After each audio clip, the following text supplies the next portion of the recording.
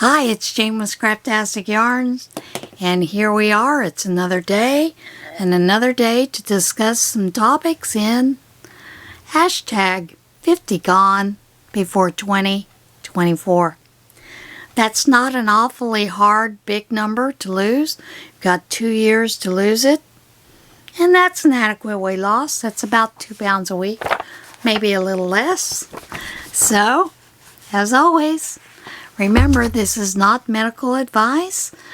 Although I do have some medical background in my, in my past, I'm not a health professional here today.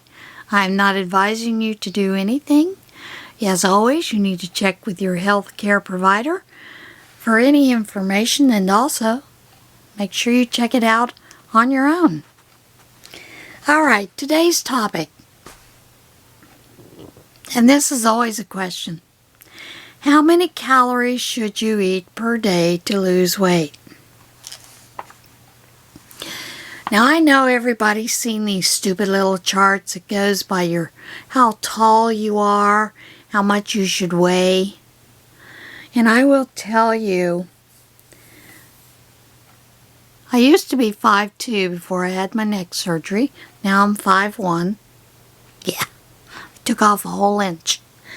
So, before I could get away with 125 pounds, supposedly my optimum weight. Of course, I'm way over that. Trust me, I'm way over that. I'm a very fluffy girl. And now that I'm looking and seeing these new charts according to my new height, I think it's 105. I think 105 for me, I'd probably look anorexic. But that may just be me visually because I'm so used to seeing me as a fluffy person. Like I said, when I was in high school, I weighed between 125 and 145, up and down depending on what what was going on. That was a fairly good weight for me. I was not overweight by any means. I was very active. I was in drill team, marching band, orchestra youth, the whole 9 yards. I was very active. So that was a good weight for me then. I haven't weighed that in quite some time. But I thought today's topic we should talk about how many calories you should eat per day to lose weight. And I believe this came from a nutritionist,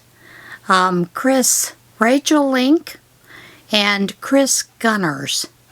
Also, this was reviewed by Jillian Kubal, a nutritionist, back in December of 2021. And this is what what they suggest. Reducing the number of calories you eat per day can be an effective weight loss method. However, figuring out exactly how many calories you should eat can be tricky, as it depends on a variety of factors. Including your age, sex, size, and activity level. Below is a simple scientific calorie calculator along with 5 evidence-based tips on how to sustainably reduce your calorie intake. Enter your details, and I'll leave a link to this article. And it'll figure out how many calories you should be eating per day to either maintain or lose weight. It is based on the Mifflin-St. Jeor equation and can provide an estimate of your calorie needs. It utilizes population data as well as genetics, medications, lean body mass, and all that fun stuff. And there's lots to go into that calculation. So once you've done it, and the calorie counter, what it asks you to do is put in your gender, your age, height, weight, and activity. And then it calculates for you. And of course, a doctor, dietitian should always be on your, radar to verify and to go with that. Now, the USDA has some recommendations for dietary guidelines for Americans.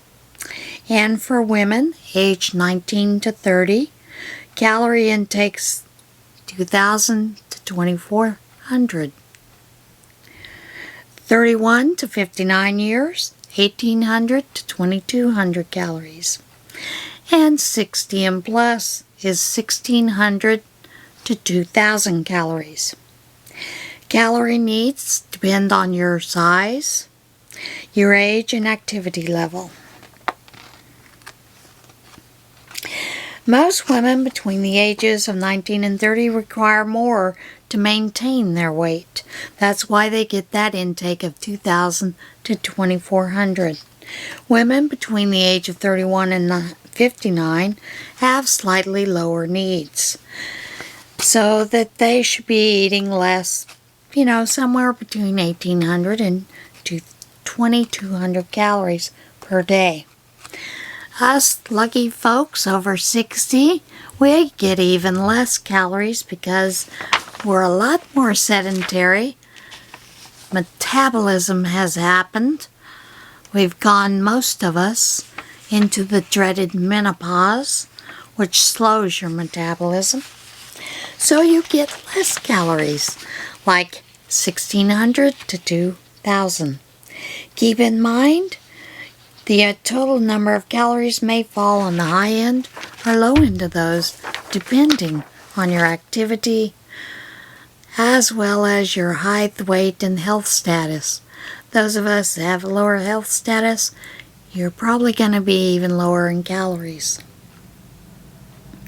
Now, they do not apply to those who are pregnant or breastfeeding. You will need more calories because, first of all, you that are pregnant, your little baby needs some nutrients, and he'll either suck them off you or take them from those you're eating. If you're breastfeeding, same thing. You're giving up calories to that baby, and so you need to have more calories to feed those babies.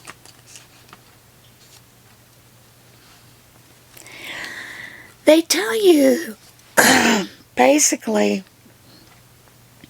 instead of counting calories, you need to eat nutrient-dense foods, cook more foods and snacks at home, and promote regular physical activity for kids and teens.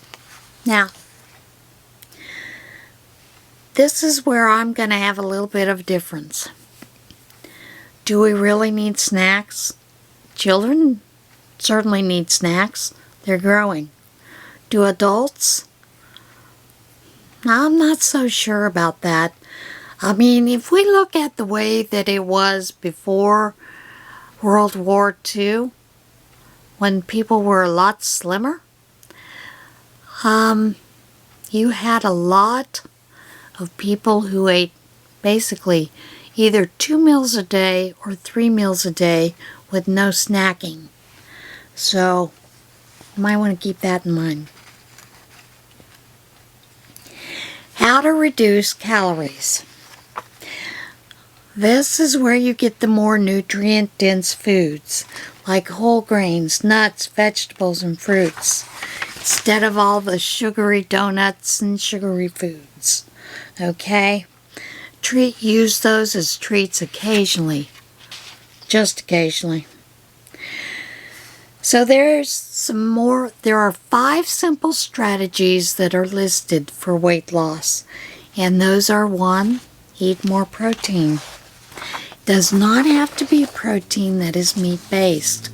There are a lot of vegetables that have more protein in them. When it comes to losing weight, sorry about that, getting a little hoarse here.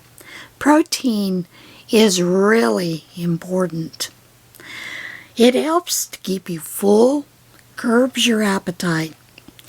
It also helps to fight off cravings. They have found during some research, let me get a drink, that'll help with that.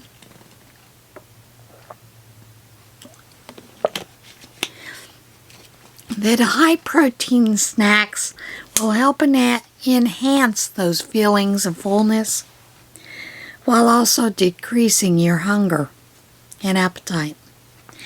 In addition to promoting weight loss, research also maintains that a high-protein diet may prevent or reduce weight regain and help maintain muscle mass.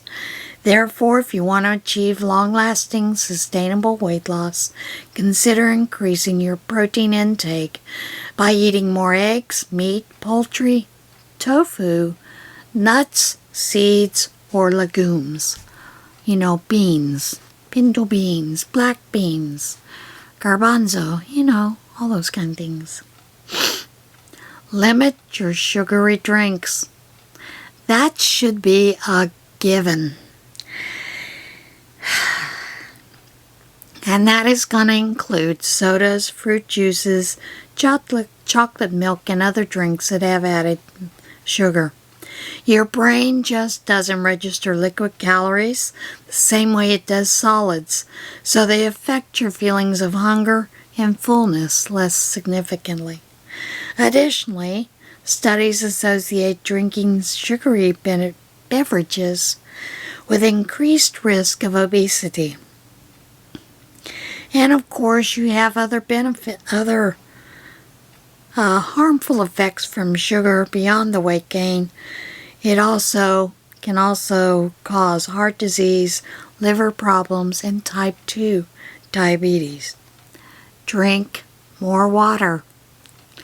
Water, water, water everywhere.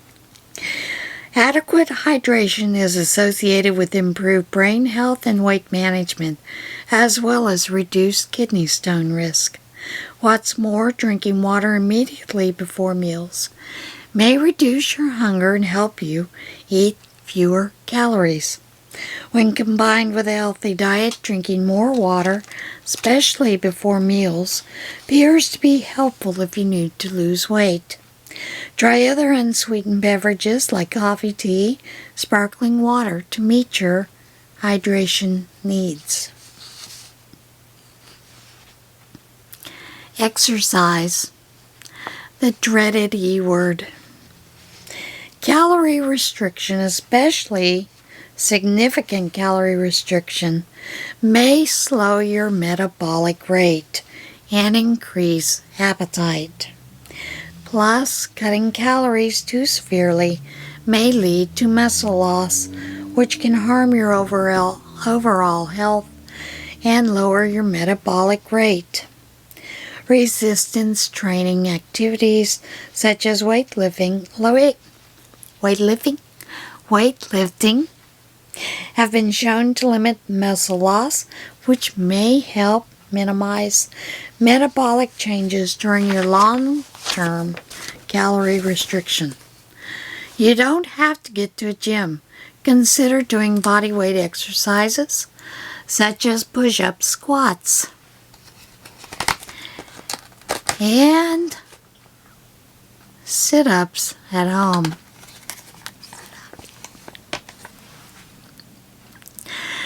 Cardio exercises such as walking, swimming, jogging are also important, both for increasing weight loss and supporting overall health. Additionally, exercise has a variety of other benefits that go beyond weight loss, such as increased longevity, enhanced energy level, improved mental health, and a decreased risk of chronic disease. Reduce your intake of refined carbs and all ultra-processed foods. Ultra-processed foods. Think about that. Think about the things that you eat that are processed. The term refined carbs refers to grains that have lost their bran and germ, including white bread, pasta, crackers, white rice,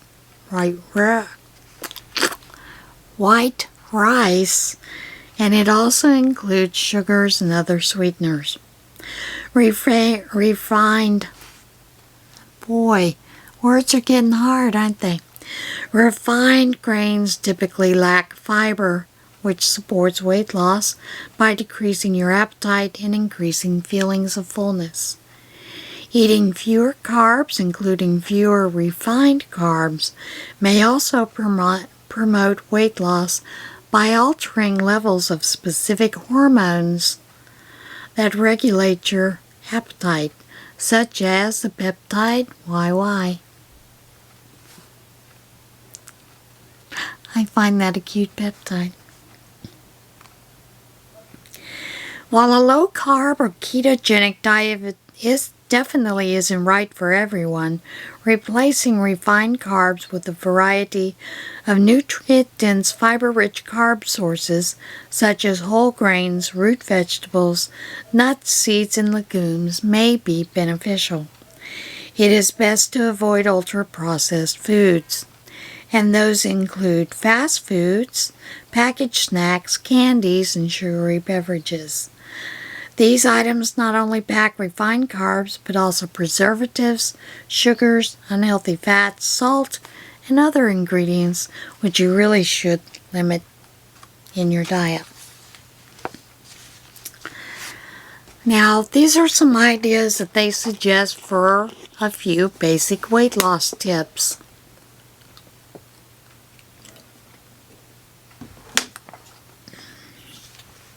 Practice mindful eating.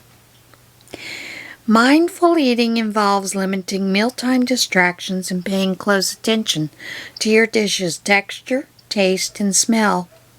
Plus, this practice may reduce food cravings and promote long-term weight loss. Eat more fruits and vegetables. Fruits and veggies are low in calories but high in fiber. In addition to boosting your intake of many important nutrients, increasing your intake of fruits and veggies may be linked to weight loss. Stock up on healthy foods. Following a healthy diet is much more challenging when you don't have the protein or a pantry full of those things that you need, and you instead have one full of processed foods that are high in sugar and calories. Instead, stock your fridge with plenty of nutritious ingredients and healthy snacks. Find support. Whether it's a friend, family member with similar goals, online people, support groups, whatever. That is a big help. Try meal prepping. Many people find that meal prepping is a convenient way to eat well and save time. Pick 1 or 2 days to prepare your meals ahead of time so that you can enjoy delicious meals all week long. Now, here are some of the potential downsides of counting calories. Although it's very effective strategy for weight loss, it's also important to remember there are many other factors to consider when choosing what and how to eat. Instead of focusing solely on calories, it's best to follow a balanced diet that's rich in a variety of nutritious whole foods. This can ensure that you're getting the vitamins, minerals, and nutrients that your body needs to support weight management and overall health.